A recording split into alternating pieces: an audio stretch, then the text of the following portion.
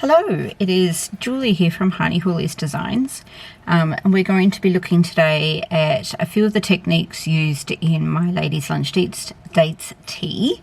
The first one we're going to look at is a provisional cast on, which is what we have down here with that dark yarn. And we're going to look at a technique called combination knitting, which is a way of tightening up your purl stitches so that your ribbing looks tidier and is a little bit tighter. And we're going to look at how we do the neck on the Ladies Lunch Dates tee. And then we're going to have a look at a quick look at the sewn bind off that I use in the pattern as well. Okay, so let's get started. What you're going to need is some waste yarn and your working yarn.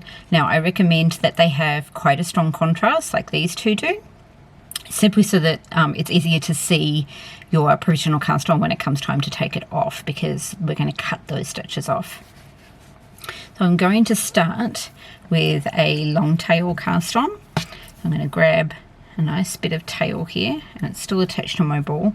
And the way I like to do this, you can start with a slip knot, but I prefer to actually just go up and under that middle loop there, and then we go under that thumb loop, under from the back on the finger loop, and then back in through that loop there.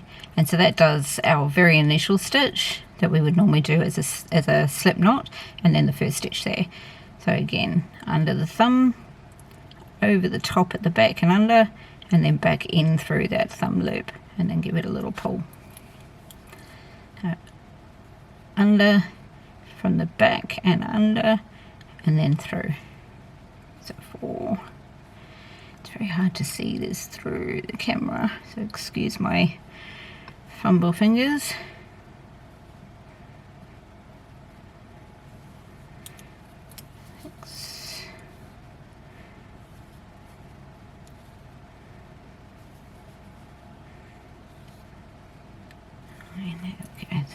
Let's see, there's 1, 2, 3, 4, 5, 6, 7, 8, 9. We'll do one more. Okay, so I'm just going to snip the ends here fairly short, like not terribly short. We actually don't need this again, so I'm just going to snip that, and then I'm going to tie a wee knot underneath these ones. And what that does is it just keeps it from that last, oh no, it didn't, not at all. It keeps that last stitch from stretching out and becoming quite elongated. That won't harm the cast on, and it won't really cause any problems with the next row of stitches that we'll be doing, which is our live stitches, but it just makes it awkward, and you're going to want to be constantly pulling it. So I don't do that knot terribly tight. It's just there to help secure those wee ends. Now, because the provisional cast on actually does your first row for you as well, well, the long tail cast on, sorry, if we were actually just going to be using this as a standard cast on, then we would already be on our purl row here. It would have already been done. But because this is just provisional and we're going to take it all out, what I'm going to do is grab my working yarn here, and I'm just going to purl one row. Okay, so needle in. And I'm just going to do plain old normal purls here. We'll have a look at combination knitting in a moment.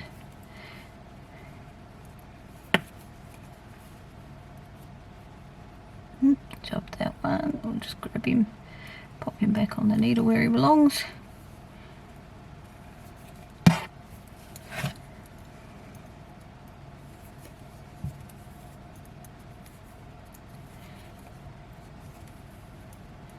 And that, my friends, is a long tail provisional cast on. So we have our long tail stitches at the bottom. That's those dark stitches there that are a little hard to see. Don't know if that will focus any better. And then we have our live stitches. And so we would just continue working on these stitches. So the next thing we would do is some ribbing. We would just go knit, up, purl, knit,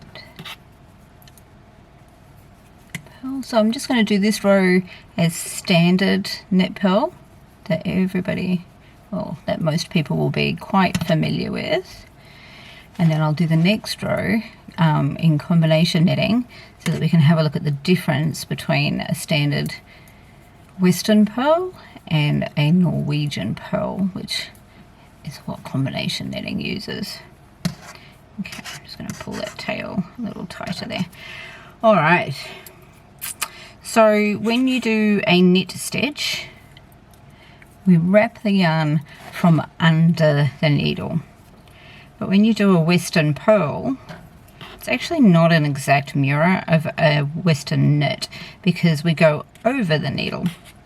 And by doing that, we actually use more yarn. So that stitch is naturally a bit bigger, which makes it a bit looser.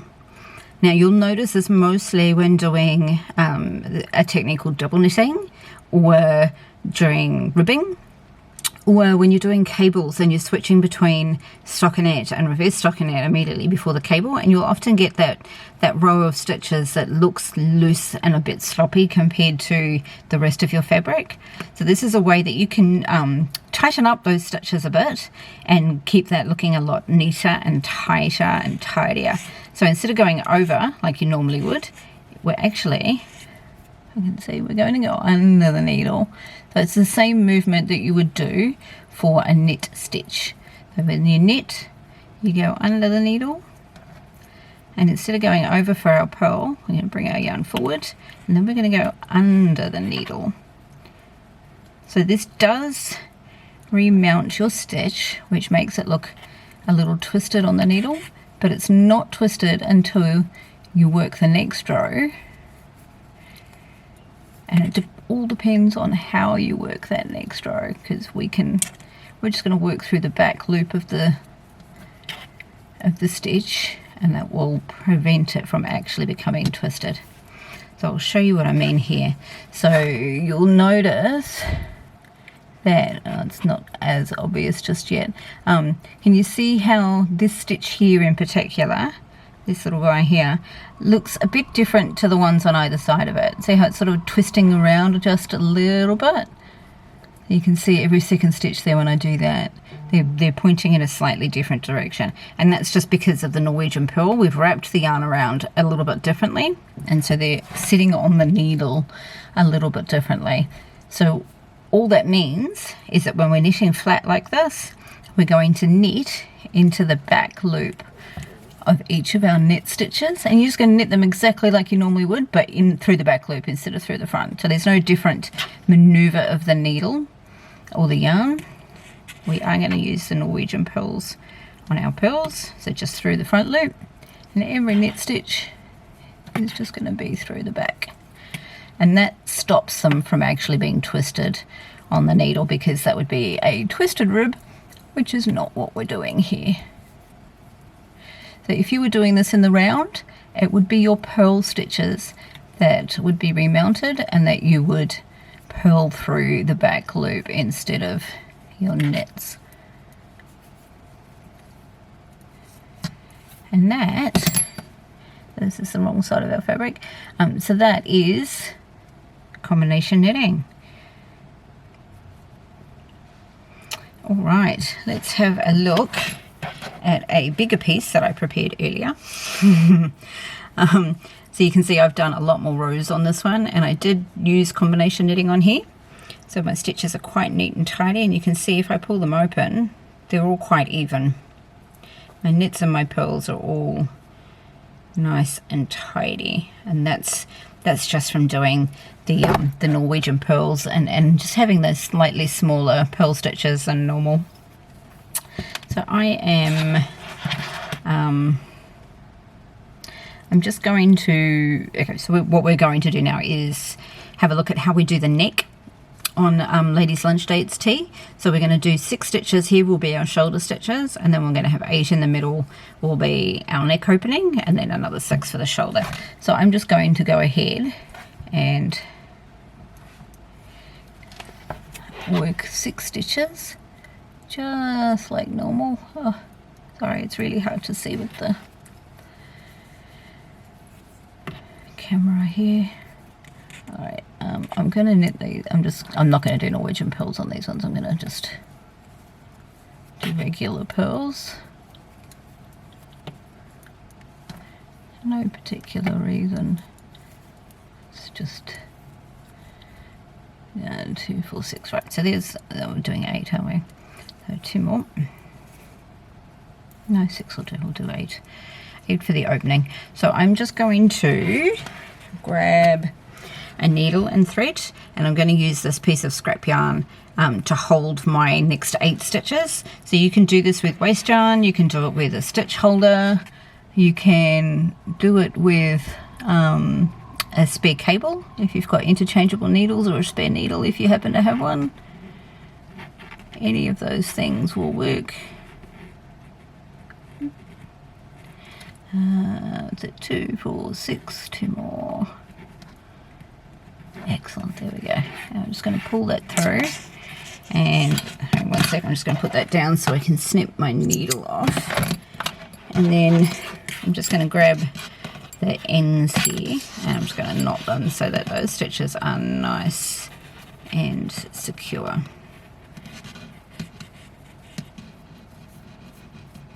There we go, and that just keeps them from slipping off there or anything like that. And that's just, we'll pick them back up when we come back to finishing the neck. We'll pick up those stitches and then the next set of stitches that we're about to cast on, and then you actually just bind them off straight away.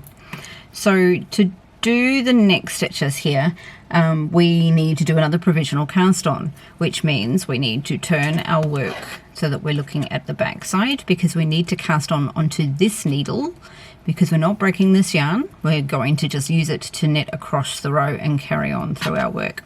So you actually knit, we cast on onto that needle there, the one that you're working from, not onto. So I'm just going to drop my other needle momentarily, grab my scrap yarn again, just pull out a bit of a tail here, and we're going to do the same long tail type cast on to cast on 8 stitches here. That's 2, 3, 4. Oh, my edge is getting caught in there. That's 5, 6, 7, and 8.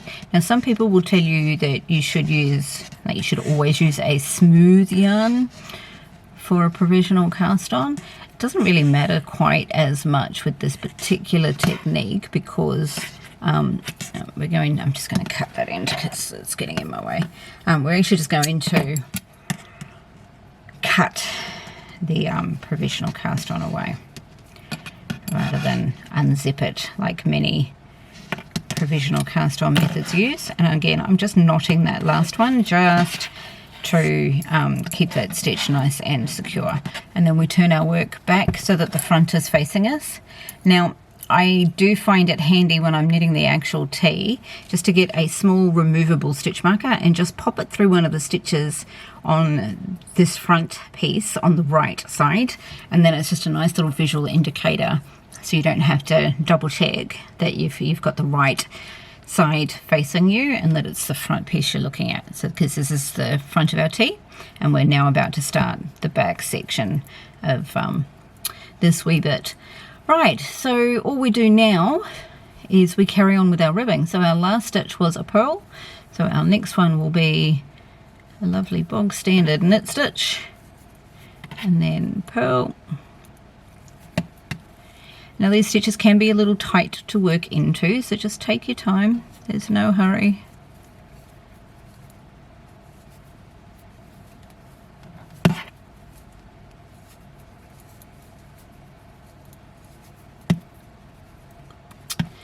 Get around there.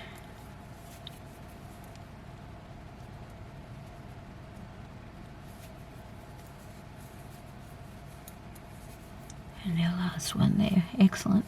And when you get to the last one, you just go straight onto your next shoulder stitch, and you just want to give that one a little tug just to pull it in close to your provisional cast on there, and then you just knit across these ones, or you work your ribbing across them as if you had just done a complete row rather than a bit of a strange feeling broken up row.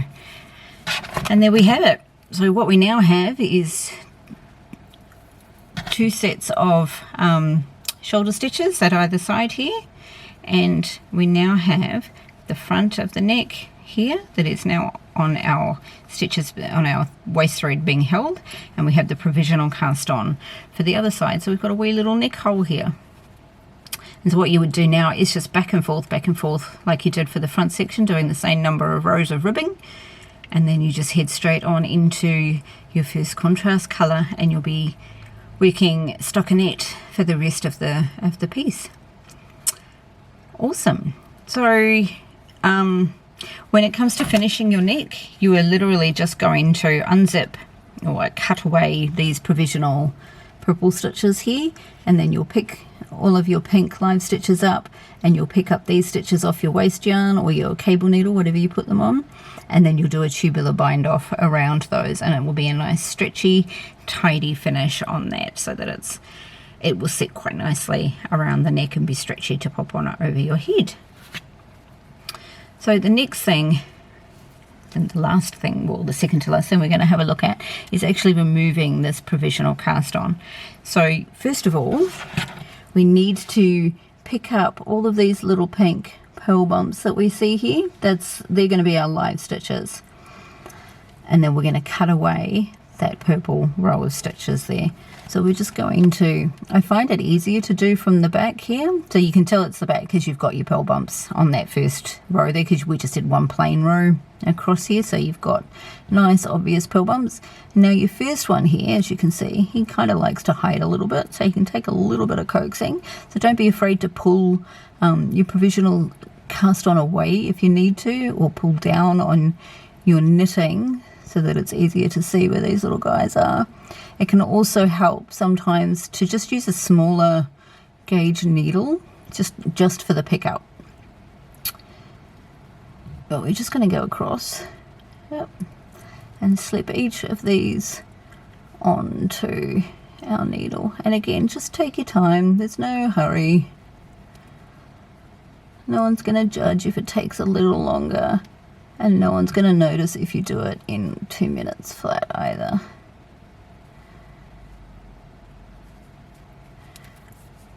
It's the beauty about knitting, really, isn't it? We're our own worst enemy, but if we just take our time, then we can all feel like a winner chicken dinner at the end of the day.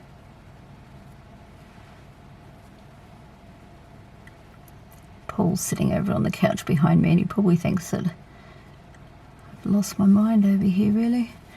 Alright, so we've got all of our stitches all picked up, and you can give it a little bit of a tug so that you can see that we haven't missed one there. It looks like we grabbed them all. So now, carefully, and this is why you want to use quite a high contrast yarn, because you really want to be able to see what is that provisional row there versus what's your live stitches, because you don't want to accidentally cut one of these guys. So you can either come along, if you're quite confident, you can come along and just snip in between here. So you can just grab each of those bumps, just give it a little look, pull it around. We don't care if we stretch that, because that's our provisional. We're literally pulling it out now. We don't care about it anymore. And then you just give these little guys a bit of a tug, and they'll all come pulling out. So just snip, snip, snip, and pull all your little bits. So that's our knot. That one's a bit harder to get out. And then again, just come in,